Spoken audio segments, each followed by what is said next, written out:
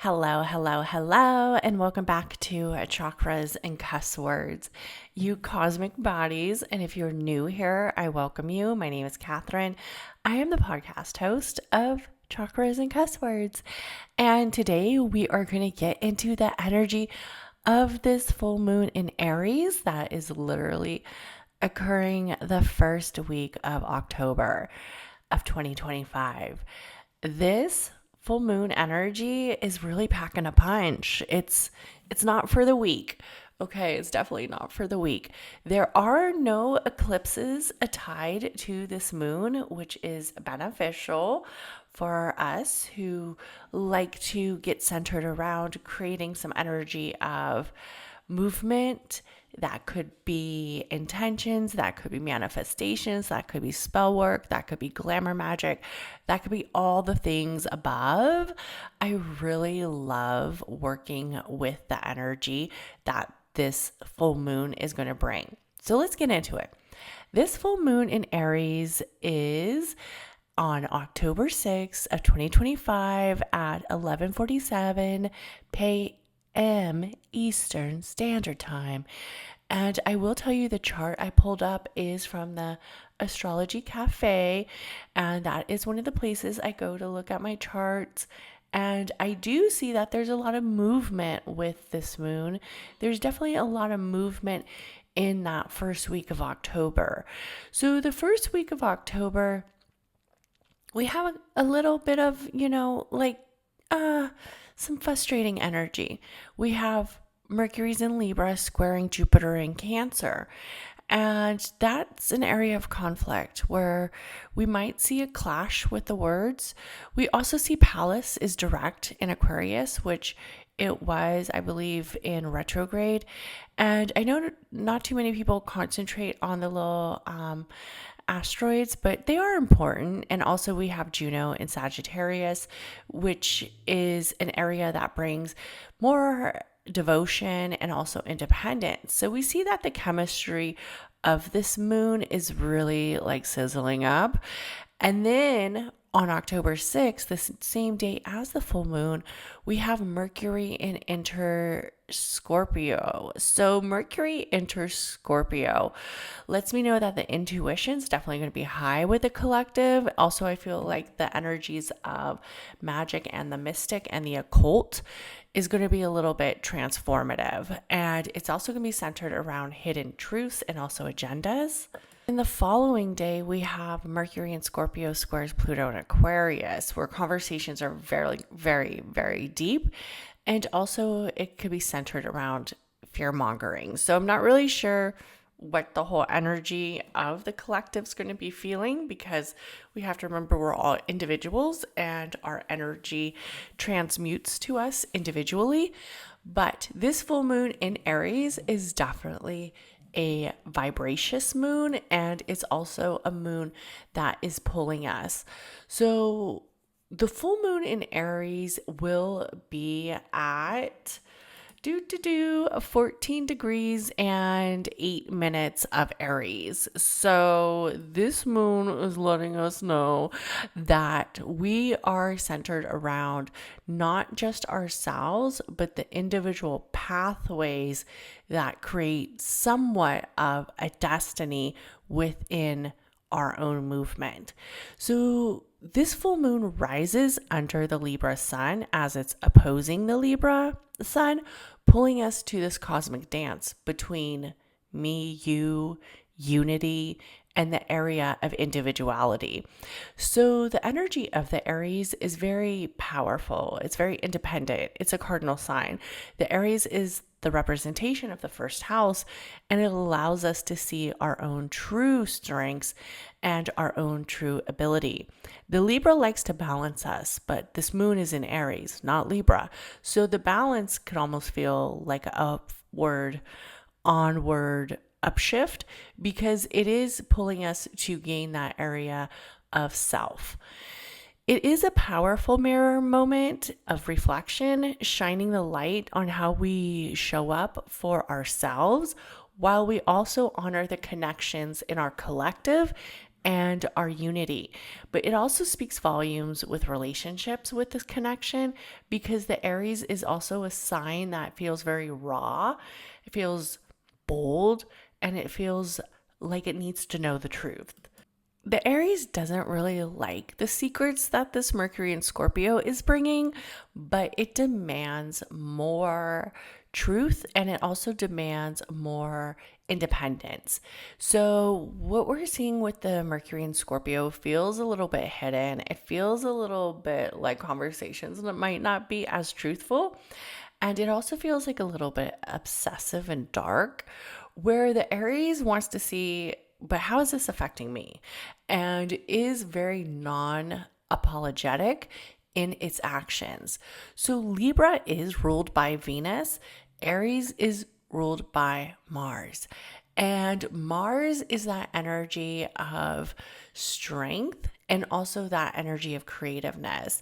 While Libra is asking us to whisper our balances to our partnerships and live in harmony, under this full moon, we feel the tension between these two different archetypes fighting for acknowledgement. But it's so impossible to ignore that there are relationships and that there are the energy of losing ourselves in this relationship for some people. This Aries moon asks us to speak to our independence, and it asks us to speak to the area of individuality that so many of us kind of lose focus on. It's like sometimes we tend to lose ourselves for the people in our circle and the people in our family unit. Like, I will be the first to admit I'm probably not the most traditional wife and I'm probably not the most traditional mom. A lot of times people break away from what the people around them, what the collective are doing. And sometimes in the family, they can look at you almost as an outsider, or almost as very weird, or almost as very just non-traditional. And sometimes for the people in your circle, it could be a little bit challenging. You know, most of us, and I feel like if you're listening to this podcast, there's a huge chance that you're like an empath, or you're like a black sheep, or you're definitely like that divine feminine archetype. And some of us can't control our energy because we don't want to, because our energy is meant to be seen and our energy is meant to be showcased because that's who we are. So in some retrospectives, we are taking that balance where we're looking to making sure that we aren't losing ourselves and we aren't losing our own identity to appease others. We're not dimming our light to appease others. So it could be a challenge. It could definitely be a challenge. And sometimes we're holding on so tightly to our independence that the energy of our relationship doesn't necessarily grow. And I will tell you, for somebody who's been with my partner for a very long time, my husband, it is a balance, and it's definitely a balance. I have to take in his feelings. I have to take in my own feelings. I have to take in the feelings of my children. I have to take in, because that's what's most important to me, right? I have to take in all those feelings. I have to take in all those emotions. I have to take all these things, and I have to acknowledge, I have to balance them where I still show true representation of myself and I don't lose myself in this family unit. And I will tell you, there are times that I'm like, ooh, I really want to like post this, or I really want to say this, but I don't. And I don't, not because of like what my husband might think, because my husband's pretty, just kind of like lets me be me, but because of my kids. So there are some things that I'm like, okay, that might be a little bit too much. You know, I'm not going to go there. I am a mom. Maybe soon I'll be an abuela, but right now, you know, I'm in my senora era. So let me not be in my hoe era on Instagram. I'm sure my adult children will not appreciate that. So finding that balance is definitely something that women like us or men like us sometimes need to do, especially when we are a little bit more energetic than others, I would like to say. So this lunation, Luna, I love to pronounce the us, okay? So this lunation asks us to step into being radically honest and being radically truthful with our relationships, especially breaking out of old patterns of self-sacrifice, power struggles, or over compromising, which sometimes cracks open the true energy that has been hidden, especially with this Mercury in Scorpio. So the emotions and the burst of energy can feel like, it could feel like a fucking wildfire. It could feel like a heat flash. Now, for my women out there having heat flashes, honey, this shit is horrible. I am literally hot all the time. I'm like, I need a fan. I need something. I was on these herbal supplements. If you want to hear more about them, let me know in the comments. I was on these herbal supplements and I felt like it was helping with the heat flashes, but I'll be honest, I let them run out and I haven't went down and got any more. And I'm thinking I'm going to need to, because my ass is literally 100 degrees all the time. I feel like it's horrible. And we're going to want to look at how this energy builds up, almost like a fire, almost like a burst of truth, fire, a wildfire in us that declares our love, our truth, and even our boundaries. So this energy is almost like engulfing us. So don't be surprised. Like, do not fucking be surprised.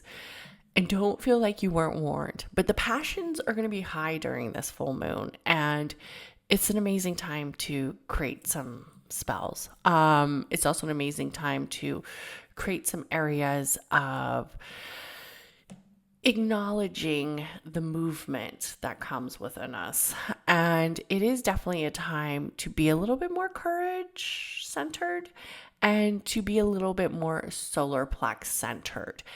And when we are talking about the chakras, the chakra that is really speaking volume is definitely the solar plex chakra, the energy of the fire, the element of movement, of fire, that area that refuses to stay silent. So the movement that really brings this moon into integration is to honor both the Aries, that fire autonomy of independence, of desire, of courage, of solar plex chakra energy aligned with the passion, but also the Libra sign of balance, the desire of unity, and not allowing the air, which to me, if I was to see this as an element focus, we have fire and then we have air.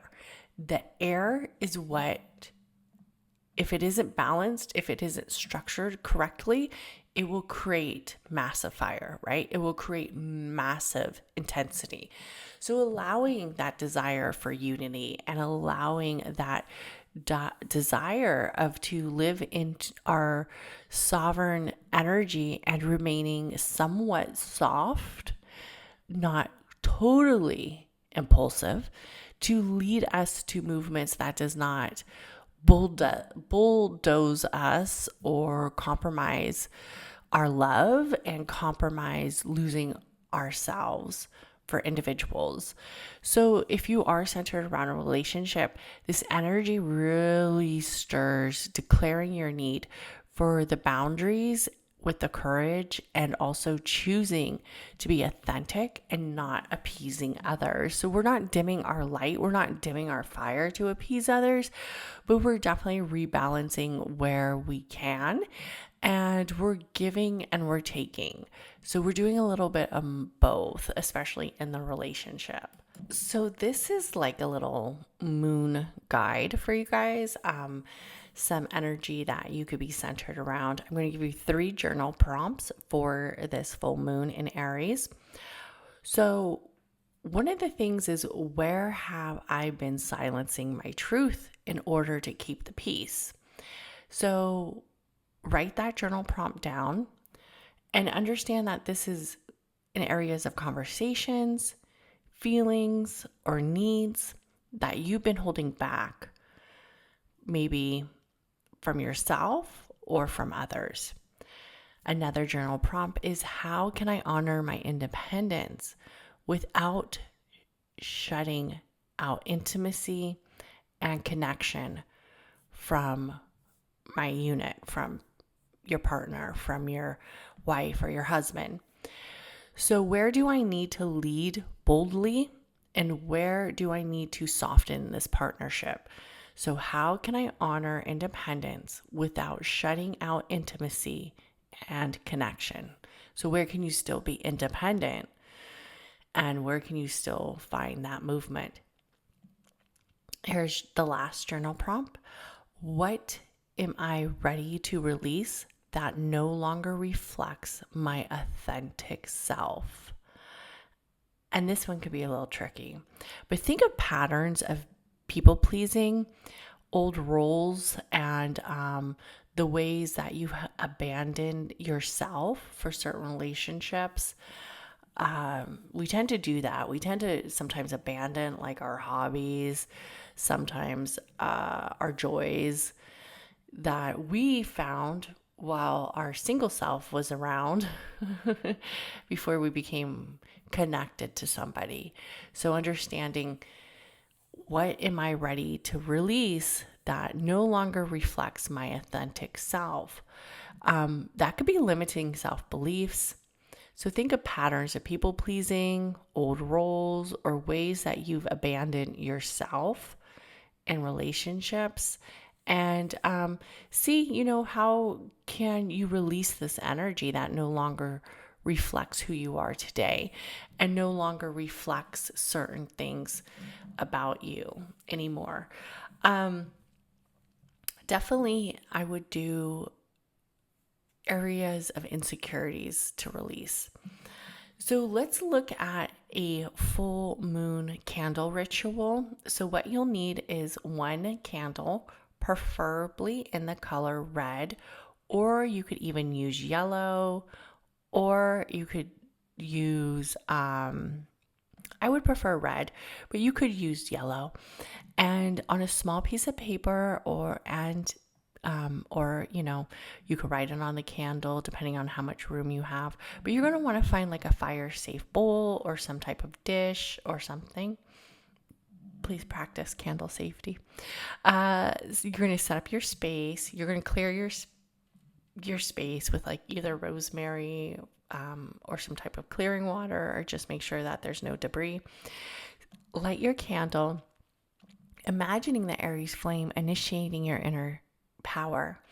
Take a few deep breaths, grounding into movement. Write it down on your paper. List out the patterns and relationships or habits that you've been dimming your light or losing yourself. So this could be some of your journal prompt. You could take pieces of some of your journal prompt after you've really dived deep into that area and see what it is that you want to release. Declare and release. So fold it away from you 3 times at least. Declare it. Hold the paper close to you and say, I honor myself. I honor my truth. What no longer serves me, I release with courage, and I release with fire and the smoke of the Aries moon. And you're going to basically be saying goodbye to these movements that have been holding at you. You're going to carefully burn it. Burn the paper into your dish. Let the flame transform. See the smoke. Imagine this energy leaving you. Watch as the smoke rises. It is a symbol of the release. You can allow the candle to burn out depending on how big the candle is, or you can close the candle, extinguish the flame, snuff your candle. Some people blow out the candles, some people don't. It's really I guess you could say a preferable practice. Me, at sometimes, would this be a good moon to actually blow out the candle? Yes, it would, because of the Aries and the energy of the Libra. The Libra of the air sign blowing out the candle, the air balancing out the unintentional flames, the unintentional movement that you are now allowing to release. So just make sure you do it safely. After your ritual, you're going to want to move your body, shake off any old energy that is still within you. You could even use a clearing such as a water. And you're definitely going to want to physically release that energy. I would definitely also be centered around awakening my solar plexus chakra. So awakening your solar plexus chakra, the Manipura, is the chakra that is centered in your willpower, confidence, and self-assertion. It's the lunation of awakening of your movement. So awakening your solar plexus chakra under the Aries moon is the center around your navel, is around the stomach. So it's the glowing golden light. So this time you would want to use like a yellow candle. You're going to be focused off self-esteem, courage, and personal power, the willpower and the fire that fuels your independence when you are balanced. So this is for feeling strong, having determination, being unapologetic, and being truly authentic to you. Now, if you feel like you don't need to awaken your solar plexus chakra and you actually want to dim it because maybe it's a little bit excessive and it's always about you and you need more balance, then you're going to be focused on grounding and also focused on being entwined with the connection of others. But for some people, awakening the solar plexus chakra is something that has to be done because their area of independence has seemed to fade away. So what you'll need is either a yellow or a gold candle, preferably yellow candle. If you don't have one, the red candle can work. Sometimes it's important to have some small crystal or some small energy of yellow. That could be a yellow outfit, that could be a crystal, that could be, citrine, tiger's eye, or amber, and a comfortable seat. So just look for something yellow. I have a yellow dress that I often wear when I'm activating my solar plexus chakra. You're going to light your candle in a place that is close to your belly, not on your belly, okay? Not on your belly. Do not put this in your pillow.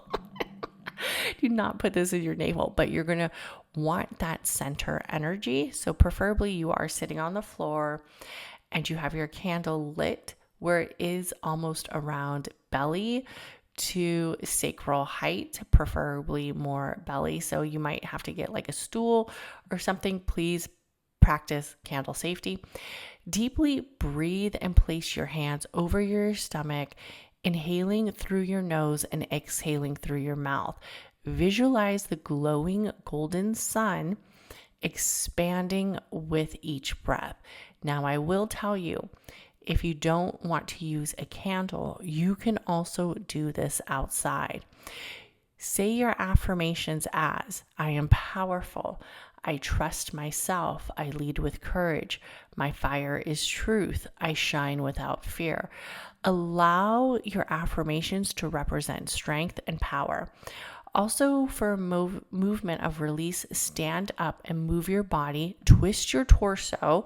This could include in stretching. It could also include moving the stomach area, hip dancing, hula, also salsa dancing. Really open up that area around the solar plexus chakra. You can feel the energy flow freely through your core. And you're going to want to close with some type of gratitude. So that's when you would use your stone, place it over the solar plex for a movement. Think the Aries moon, but you're also going to want to thank the energy of the soul and of the solar plex. So that would be the sun, and that would be your solar aspect. I have done many solar plex activations or solar plex meditations that you can find on the podcast as well. Okay, so we're going to get into a tarot reading. The first signs are going to be the fire signs, which will include the Aries, Sagittarius, and Leo. Okay, I was looking at the card. So I'm using the Tarot of the Divine deck. So first of all, I'm going to say for this reading, I do feel like there's an energy that is speaking that we do need to open up the solar plex. And also there's been some lies, there's been some hurt, and it seems like there's a decision that needs to be made. There's definitely some abundance that moves with this energy, where the energy feels very structured and it feels very hopeful. But acknowledging that you can't trust everybody in your circle is one of the most important things. And also acknowledging that there are people who literally will try to bring you down because they have this pulling aspect where they're energetic like fucking vampires. They just want to allow this movement to take you over. Be cautious with the people you trust. Be cautious with the lies. Also, be centered around clarity and be centered around making wise decisions for self, not for others. Also with this card, we're definitely going to see that there's possibilities that you are very brave and you're very driven in new energies of movement. So allow yourself to seek the clarity, allow yourself to have the truth, allow yourself to own the truth, and allow yourself to move forward with the energy of truth. Also, I feel for the next group, it is the water signs, and it is around it is definitely around family, and it is around movement of abundance, and it is also around movement of letting go. So there's some things that we need to let go of. There could definitely be some relationships. So water signs include the Scorpio, the Cancer, and also the Pisces. So I feel like we're doing very well with the energy of money, but there is definitely some money blocks that are holding us back. And also the energy of understanding that grief and letting go can't happen if you continue to hold on to the same pain. I do feel that when we are looking at this movement, we could definitely see that there is a resemblance of life, and there is definitely a resemblance of moving past certain deaths. So if you closed a situation, if you closed a relationship, if you closed a pathway and you still continue to go down that pathway, you need to understand that grief and movement is part of the cycle, but also returning back to the pathway isn't allowing yourself to grow further. So definitely for this full moon, I'd be centered around releasing, and I would also be centered around letting go of certain pathways that no longer serve us. For the energy of the earth signs, if you are an earth sign, you are a Taurus, a Capricorn, and a Virgo. So with this energy, I do feel like there are some hidden truths. Possibly a lover could be lying, possibly the energy of the lover lying is something that needs to be acknowledged. But I do feel that overall getting past that, so maybe if you have broken up from a lover who is lying, and now you are centered around the movement of destiny. We see that it unfolds quite nicely. We also see that there's a lot of adventure towards a new collective. There's also a lot of adventure in understanding that the decisions were made for a reason. So as long as the individual is truthful and comes clean, I do think that if you are thinking to work on a relationship, possibly it could have a aspect that is vibracious and also that is monumental. But if you are already moving past it and letting go of the relationship, you can. I definitely feel like the energy around a movement is for you, and the energy around celebration is for you. But having that conscious decision to make the next step to grow away and see the truth and see the individual for who they are, especially if you came out of a relationship that was very hurtful, this is definitely a good time for you because there's a possibility of meeting somebody new. For the air signs, if you are a Libra, Aquarius, or a Gemini. So definitely the bravery is there. The deceit is there as well. And the energy of understanding the movement of the sky and the air is there as well. A lot of fire in this card, a lot of fire in this energy. The Ace of Swords lets me know you're on the right track. The Devil lets me know that people sometimes take you for granted and sometimes can be lurking in the shadows. So definitely, I feel like there's sometimes people we can't get rid of, right? We know who they are. They could be in our inner circle because of different reasons.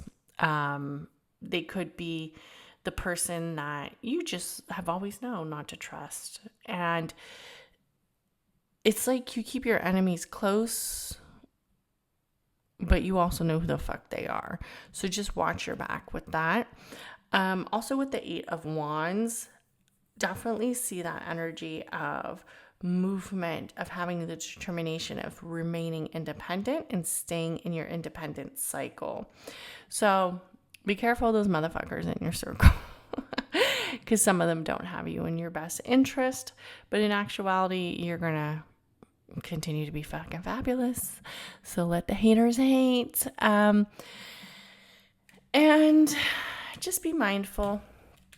You know, destiny is one of those things that you just have to allow the rhythm. You just have to allow the forward movement to take it as it is.